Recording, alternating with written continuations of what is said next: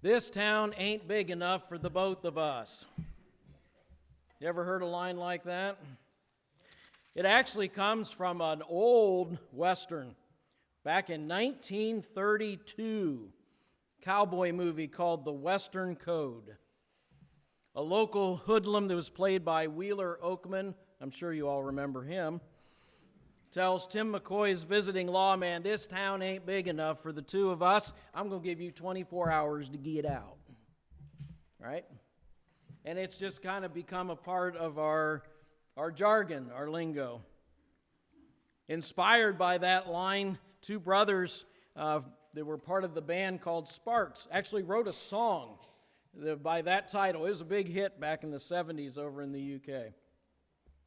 And that concept is often used relating to incompatible people or concepts. It's going to be one or the other. Both cannot coexist. This morning, as we consider a pair of questions that Jesus asked, once he asked his disciples in Mark chapter 4, we see this principle in play regarding fear and faith. The two just don't get along. There's only room for one. Now, Mark 4:35 introduces this account. It says, "That day, when evening came, Jesus said to his disciples, 'Let's go over to the other side.' Leaving the crowd behind, they took him along just as he was in the boat, and there were other boats with him. A furious squall came up, and the waves broke over the boat so that it was nearly swamped." It starts off with that day. That day is a day when Jesus had taught a lot of parables. He had spent a lot of time teaching the crowds, and he was tired. He needed a break. But he also was going to use this opportunity as a test for his disciples, to let them practice what they had just been learning. See, it's not enough for us to learn a lesson. It's not enough for us to recite a teaching. We need to put it into practice. And the best times to exercise our faith, the best time to see if we really believe what we say we believe, are through tough times. That's why James says in James chapter 1, verse 2, "Consider it pure joy, my brothers, when you encounter trials of many kinds, because you know that the testing of your faith develops perseverance.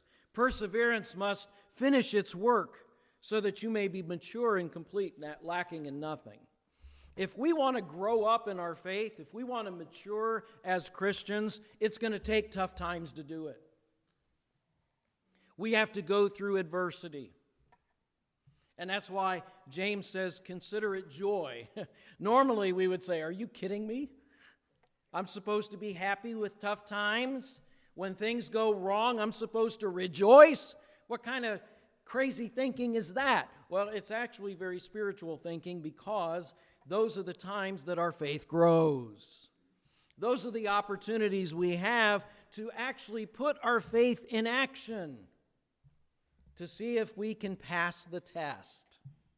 And what's about to happen with Jesus' disciples is a test, to see if their faith was real or if it was just words.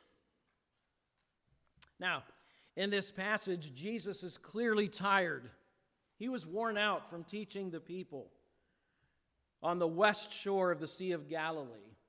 So he tells his disciples, "Hey guys, let's get away from this crowd. Let's go on to the other side of the lake." The eastern shore in some places was uninhabited, very sparsely populated, and they could get away from the people for a while. They could get some relaxation, which they needed. Now, some of you may not know this, but the Sea of Galilee lies 686 feet below sea level. It is at the bottom of a rift between the Arabian desert on one side and the Mediterranean Sea on the other. Cool air from the Mediterranean is drawn down through the narrow mountain passes, and it clashes with the hot, humid air lying over the lake. Winds unexpectedly whip up over the mountains and down the gorge, stirring turbulence so suddenly and violently that even today, folks that have motor-driven boats on the Sea of Galilee, they still watch the weather patterns. They are always mindful because these storms still can pop up in a moment. Very little warning, and they can be very violent.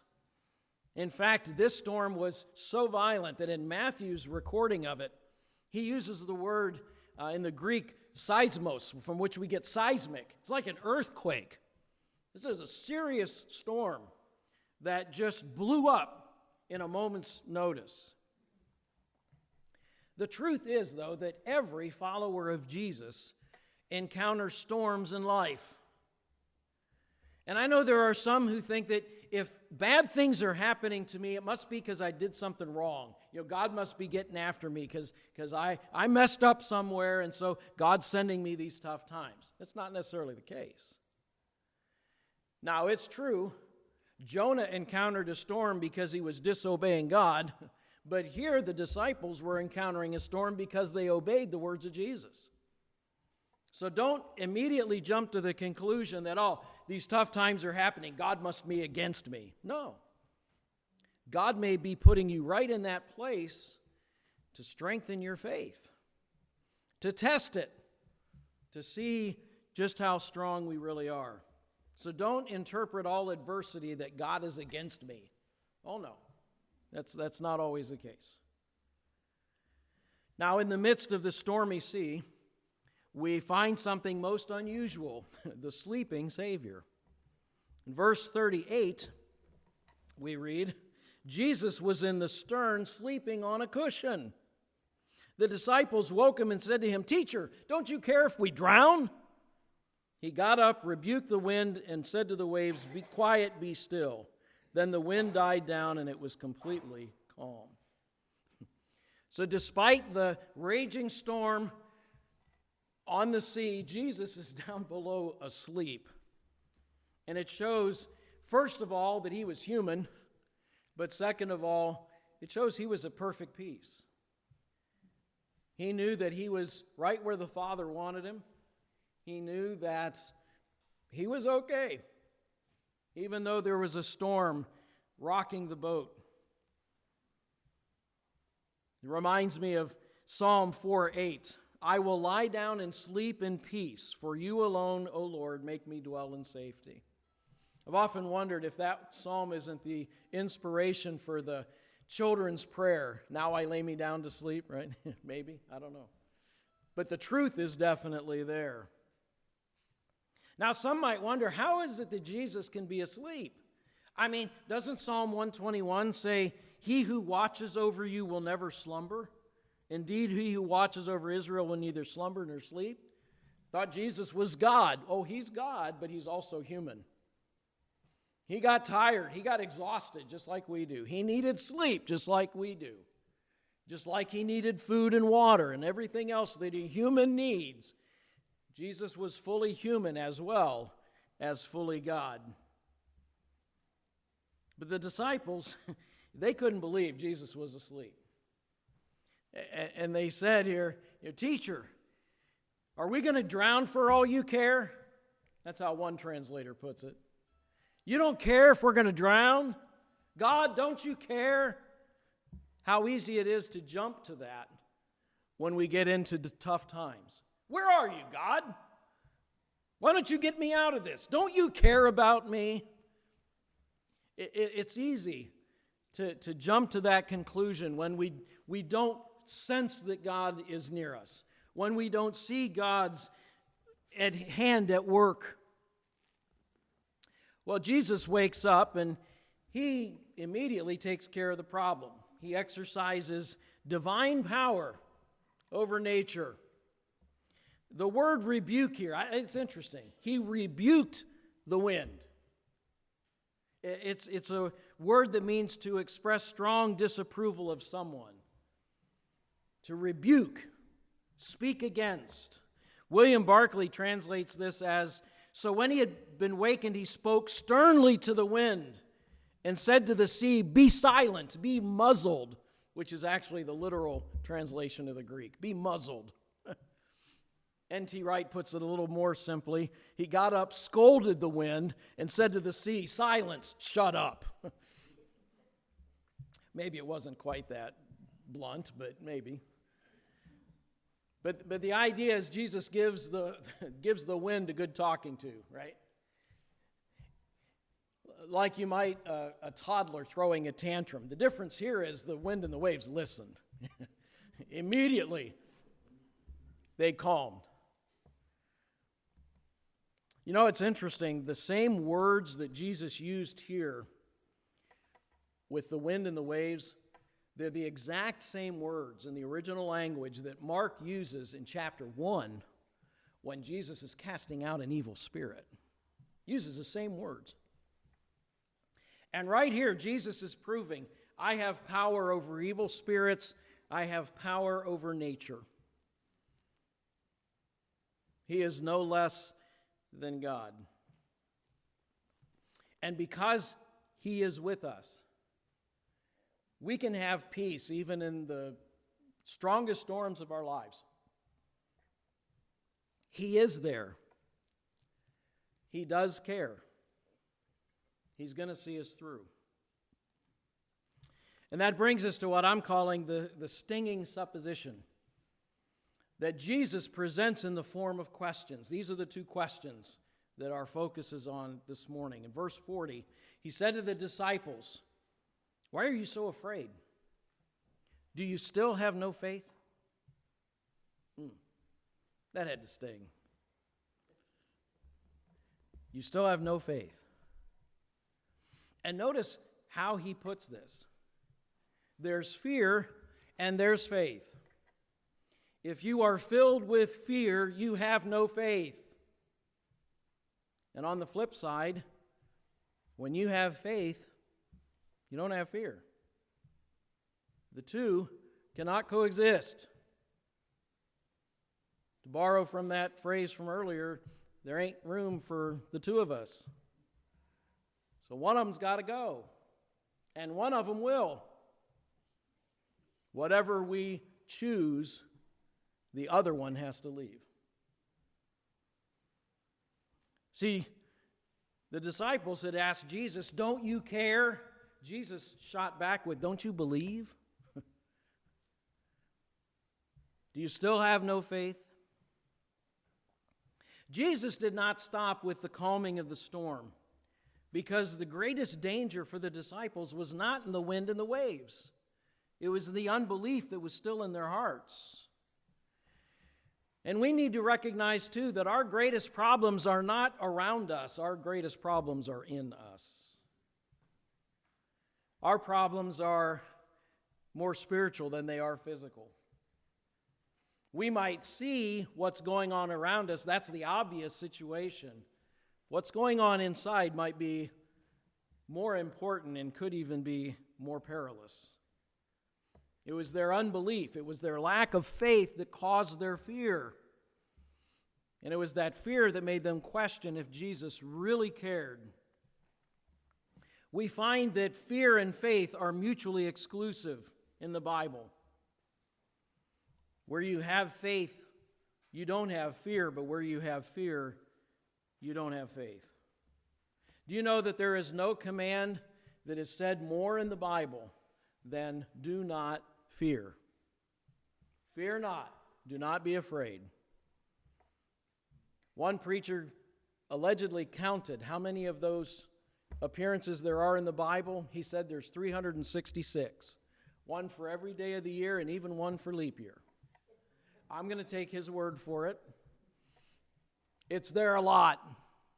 Over and over we're told, do not fear, do not fear, do not fear. Why? Because when we fear, we're excluding our faith. When we embrace fear, faith leaves.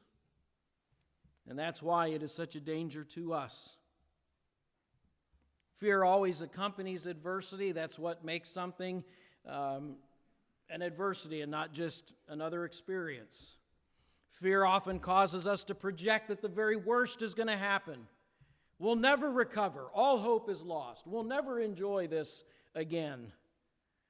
But faith tells the opposite story. Faith says that God is in control, that all things He is involved. He is working for our good in everything that takes place. He can take the worst situation and bring about His good.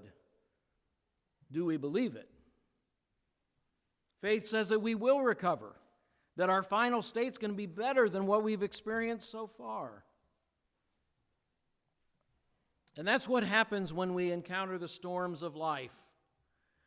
It's calling our faith into action. But the choice has to be made. Adversity will reveal areas in which we need to act in faith, not in fear. So when hard times come, we need to say, now, this is a time where I can exercise my faith in a new way. See it as an opportunity, not as opposition. As a chance to grow, not something trying to beat us down. You know, the disciples had every reason to trust Jesus. They had seen His miraculous deeds. They knew that God was with Him.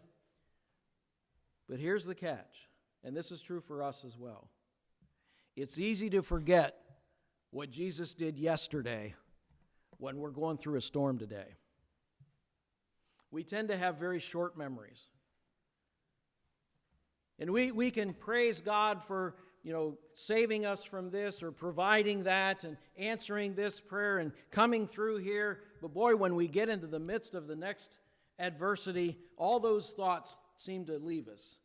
And we're all caught up in what's happening right here and right now and what's going on around me. It's very easy to forget what Jesus has done for us in the past. Here's another point. Remember, Jesus said to them, let's go on to the other side. He already told them they're going to get there. They're going to make it to their destination. The Bible tells us we're going to make it. God's going to see us through if we hold on to our faith. So what is there to fear? But fear causes our faith to fail when we allow our circumstances to override God's word. It's a matter of focus. Do we focus on what we see or do we focus on what we know? Do we focus on what we feel? Or do we focus on what's real, what's true, what God has promised in His Word? Now, Mark concludes this passage in verse 41, which in some ways is really ironic. Says they, meaning the disciples, were terrified and asked each other, who is this? Even the wind and waves obey Him. I think they were more scared after the storm was calm than they were in the midst of it, right? But it was a totally different kind of fear. It's a fear of recognizing who God is, the fear of the Lord. And the fear of the Lord is the beginning of knowledge. The fear of the Lord is the beginning of wisdom. The fear of the Lord is the end of terrified fear. When we believe God is who He says He is, when we believe God will do what He says He will do, fear has no place. It has to leave. And that was the great lesson that Jesus taught them through this experience. Jesus had asked the disciples in verse 40, why are you so afraid? I mean, these guys are seasoned sailors. A lot of these guys, this was their place of work, right? Peter and Andrew and James and John, they were fishermen. They knew this lake. And yet they were still so afraid. But He taught them that the cure for fear is faith. And now they understood who Jesus was. and they could put their faith in him. Simon Peter came to experience this in another way, firsthand. In a different storm on the same lake, the disciples are trying to keep the boat afloat again. Seemed to be an ongoing situation with them. And this time, Jesus isn't even with them. He had told them, you guys go ahead and I'll catch up with you later. It's the middle of the night. Storm is raging. They're just trying to stay afloat. And all of a sudden, they can see somebody coming out toward the boat. Now, they're in the middle of the lake. They're thinking, this must be a ghost. And then somebody says, no, that's Jesus walking on the water. And in Matthew 14:28, we read, Peter said, Lord, if it's you, command me to come out there with you. And Jesus said, come. And Peter came down out of the boat and he walked out on the water to Jesus. Can you imagine that? I mean, it's one thing to say Jesus is walking on the water because, he's God. Yeah, he can do that kind of stuff. This is Peter. Old Simon. 100% human. 0% God. And he's walking on top of the water. Why? Because of his faith. Because his eyes were fixed on Jesus. And he's walking on top of the water. Craziness. And that thought must have invaded his mind. Because it says that then he looked and he saw the wind and the waves. And he thought to himself, this is nuts. What am I doing out here? Blub, blub, blub. Lived up to his name, Peter, sunk like a rock. Pew. There he goes. Why? Because he lost his faith. It says he became afraid. Fear took over. And when fear comes in, faith leaves. And he begins to sink. We got to keep our eyes on Jesus. Now, when he was beginning to sink, he cried out, Lord, save me. He remembered that the Lord was still there. And he called out, he reached out, and Jesus did. He caught him. Immediately, Jesus reached out his hand and caught him. You of little faith, he said, why did you doubt? Again, when the faith was there, he's walking on water. When the fear is there, the faith leaves and he sinks. And I think that's a very vivid description of our lives. Not that we're going to go walk on Clinton Lake. I wouldn't advise it. Well, maybe when it's frozen, but you know what I'm talking about. But in the figurative storms of life, when we have faith, we're riding high. But when we give in to fear, we sink. And Jesus says, where's your faith, Peter? And once again, when they climbed into the boat, the wind died down. Bottom line is very simple. Feed your fears, and your faith will starve. Feed your faith, and your fears will. Your heart ain't big enough for the both of them. One of them has to go, and that choice is yours.